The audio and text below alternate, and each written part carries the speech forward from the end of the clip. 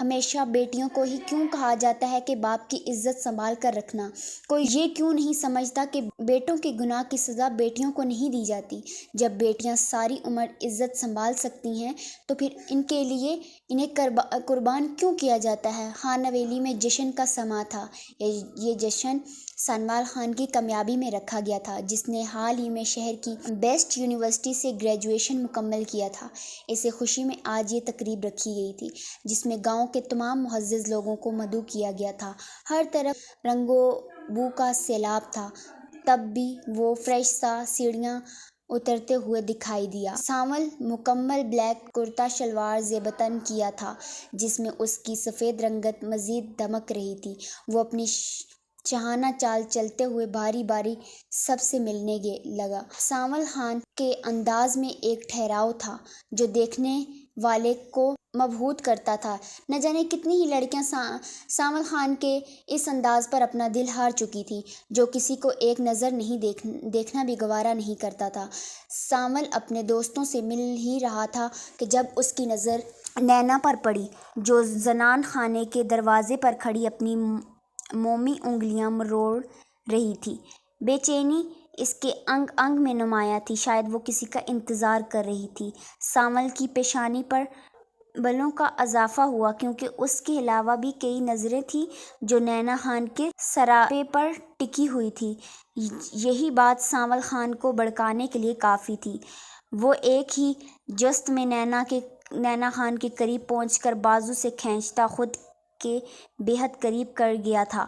نینا تو اس اچانک حملے پر بوکھلا سی گئی تھی۔ وہ تو کب سے تائی سائیں کا انتظار کر رہی تھی، جو اسے یہاں ٹھہرنے کا بول کر نہ جانے خود کہاں غائب ہو گئی تھی۔ نینا کسمسا کر اس سے دور ہوتی کہ بہت اچانک سانول خان کا مضبوط بازو اس کی کمر کے گرد حائل ہوتا اس کے جھجکنے پر مجبور کر گیا۔ کیا کر رہے ہیں؟ نینا کی زبان سے لفظ نکلنے سے انکاری تھے۔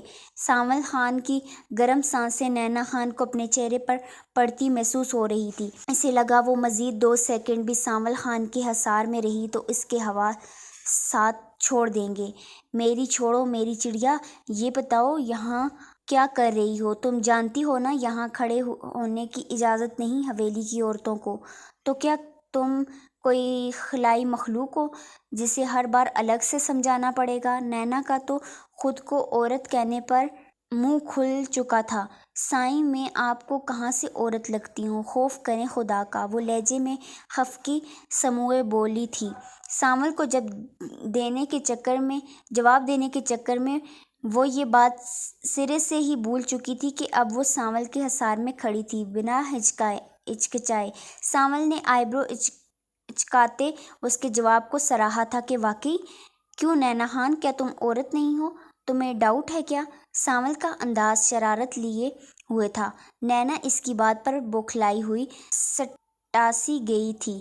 یہ شخص ہر بار اسے ایسے ہی لاجواب کرتا تھا اور نینا بیچاری سرخ پڑتی اپنے چھپنے کے لیے جگہ ڈھونڈنے نکل پڑتی، کیونکہ اس شخص کا تو کوئی بھروسہ نہیں تھا کہ کب کیا بول جائے، اور پل بھر میں سامنے والے کو سرخ کرنے کی کوالٹی صرف سانول خان میں تھی۔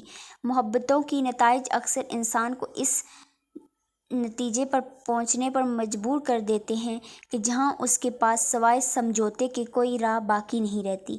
زرشے خاقان نے بھی آج ایک ایسا ہی قرض چکانا تھا، اپنے باپ کی پگڑی کا قرض، اپنے بھائی کی جان بچانے کا۔ ماں کی جھکی ہوئی نظروں میں چھپی التجا دل میں ہوتی توڑ پھوڑ سے وہ نازک سی زرشے بری طرح بکھر چکی تھی۔ اس نے کب سوچا تھا کہ اس کے بابا سائیں اس کے ساتھ یہ سب کچھ کر سکتے ہیں؟ اس نے تو ہمیشہ اپنے بابا کی باتوں کا مان رکھا تھا، آج تک کبھی ان کے سامنے اپنی نظر نہیں اٹھائی تھی، اور آج اس کے بابا ہمیشہ کے لیے اسے خود سے دور کرنے کی ٹھان چکے تھے۔ اس نے خان نویلی کے لوگوں کے بارے میں سن رکھا تھا کہ خان نویلی کے لوگوں کی دوستی بے مثال تھی، تو دشمنی میں بھی ان کا کوئی ثانی نہیں رہا تھا۔ زرشے آنے والے وقت سے شدید خوفزدہ تھی۔ وہ خود کو ہر طرح کے حالات کے لیے تیار کرنا چاہتی تھی، لیکن دل کسی زخمی پرندے کی طرح پھڑپھڑا رہا تھا۔ تو ویورز، آپ کو میری آج کی ایپیسوڈ کیسی لگی؟ آپ لوگ مجھے لازمی کمنٹ سیکشن میں بتائیے گا۔ میرے چینل کو سبسکرائب کر دیجیے گا اور میری آئندہ آنے والی نیو ایپیسوڈ کا انتظار کیجیے گا۔